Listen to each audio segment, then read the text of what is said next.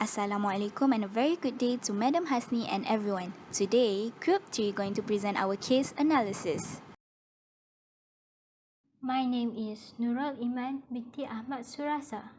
My matrix number is 2020879314. My name is Nurasha Khanum Bizai Khan with a studio ID number of 2020892134. My name is Izzatul Aimi Azri binti Muhammad Rosri. My matrix number is 2020463268. We choose the case of Shami bin Hassan against the public prosecutor. Now we'll go to the facts of the case. This case is actually a case of appeal, a criminal case. The court that had conducted the trial was the Court of Appeal Putrajaya, while the trial was held at the High Court of Malaysia, Ipoh. Meanwhile, the date of the crime was the 3rd August 2011, and the party involved was Shami bin Hassan as the appellant and the public prosecutor as the respondent. As for the judges involved are Tengku Maimun Tuan Mat, JCA, Hamadi Haji Hassami, JCA, and Lasri Kamadin Hashim, JCA. The reason of the appeal was to invoke an adverse inference against the prosecution for their failure to call Dr. Swaran and find that the defense of insanity had been proven on a balance of probabilities. Next, we have the material of facts. 1 p.m. The appellant broke into and ransacked the deceased's apartment in Permai Lakeview apartment in Ulu Kinta, Ipoh. He also prepared a rope to use against her. 6 p.m. He stayed until she got back and hid inside a wardrobe. When discovered, she screamed and tried to escape before he tried to strangle her using the rope. She bit off his finger, causing them to bleed. She then fell, knocking her head against the coffee table and fainted. As she lay unconscious, he proceeded to strangle her by hand and then using a curtain. Convinced that she was already dead, he then left for his house but later came back and had sexual intercourse with the deceased. 8 p.m. SP5 and SP6 were the housemates of the appellant. The appellant gave SP5 a gold bracelet and asked him to sell it.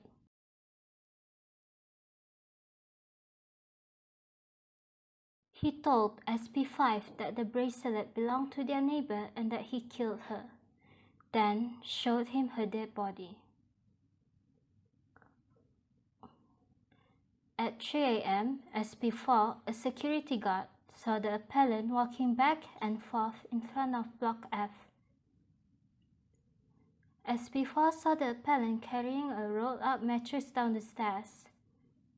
He approached the appellant with his colleague SP3 and asked what he was carrying. The appellant said, "I'm carrying this unknown woman to the hospital." SP4 noticed that the woman's hand and legs were tied and asked further, which led to the appellant putting down the mattress and running upstairs. Upon further inspection, they found the deceased within rolled-up mattress. 2 weeks before that, she had made a report about her missing jewellery to SP4. 4 a.m. in the morning, SP6 met the appellant when he appeared in front of him at a nearby restaurant. The appellant wanted to go back to his hometown, which is Tanjung Malim, and asked SP6 to send him to a bus station. But before heading there, SP6 went to fetch SP5 and bought the appellant a bus ticket to Tanjung Malim. On the way back from the bus station, SP5 told SP6 what had happened at the apartment. SP6 insisted to report the appellant to the police, but SP5 refused. Then SP56 made the police report alone. At 4:30 p.m., the appellant was arrested at Tanjung Malim. Relevant laws. Case referred. John anak kepada Yumbe against public prosecutor. Legislation, Section 84 of the Penal Code. Act of a person of unsound mind. Criminality must be determined in accordance with Section 84 of the Penal Code, on the basis of that legal test and not merely on the basis of the mental state of the accused person, on the basis of that medical test. Legal issue. First, whether medical diagnosis alone is insufficient under Section 84 of the Penal Code to sustain the defense of insanity. Second, whether such diagnosis has to be well supported by factual findings that fulfill the requirement of Section 84. Third, whether circumstances of murder showed in premeditated, thought out or planned. Fourth, whether accused entire conduct from the time he made preparation to kill deceased until the time he made elaborate attempt to dispose of the body. And he escaped show he is not mentally unsound and he knew what he is doing was wrong or contrary to the law. Fifth, whether fact accused suffering from bipolar disorder and history of slow learning ability, strange behavior and depression. Insufficient itself to invalidate factual finding when he committed the murder, he displayed the normal mental capacity. Then we'll go to the ratio decidendi. The ratio decidendi help us answer the legal issue arise during trial. For legal issue number 1, the court had referred to Section 48 of the Penal Code. The Section 48 of the Penal Code has stated that medical diagnosis alone would not be sufficient to sustain the defense of insanity. Factual finding fulfilling the requirement under the section must be well supported. In this case, although a psychiatrist had diagnosed the appellant as suffering from bipolar disorder, he had never proposed that the appellant was unable to know the nature of his act at the time of committing the offence. Therefore, his proof was inconclusive. The appellant did not work under any form of unsoundness of mind at the time of committing the offence, and he knew that the nature of what he did was against the law. For the second legal issue, the judge referred to the judgment of Abdul Hamid Embong JCA in John anak kepada Nyumbe against Public Prosecutor 2007 as follows to encapsulate the law on the defense of insanity under Section 84 of the Penal Code. As the learned counsel for the appellant correctly submitted the law on unsoundness of mind as a complete defense in our criminal jurisprudence is contained in Section 84 of the Penal Code. Section 84 states that nothing is an offence committed by a person who, at the time of doing so, is unable to know the nature of the act because of unsoundness of mind, or that he is doing what is either wrong or contrary to the law.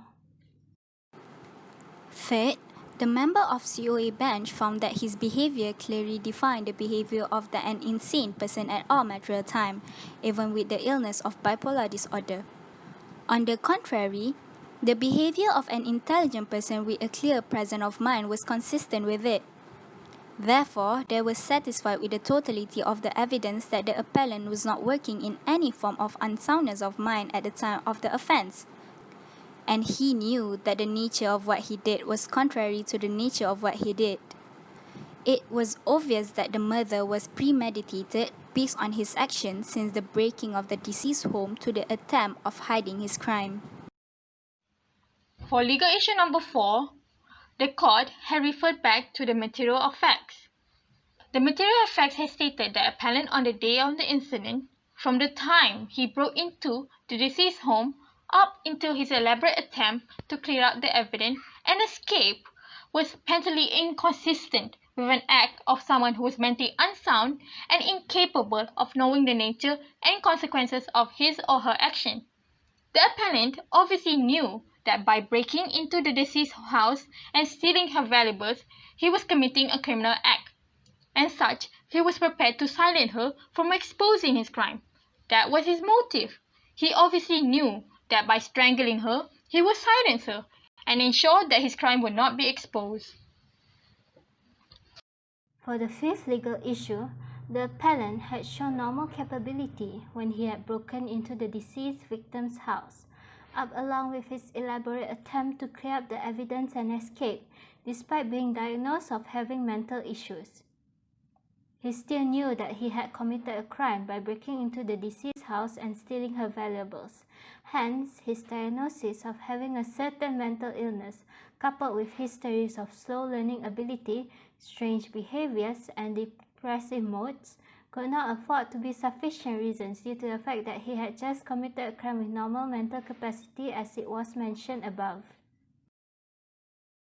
Judgment.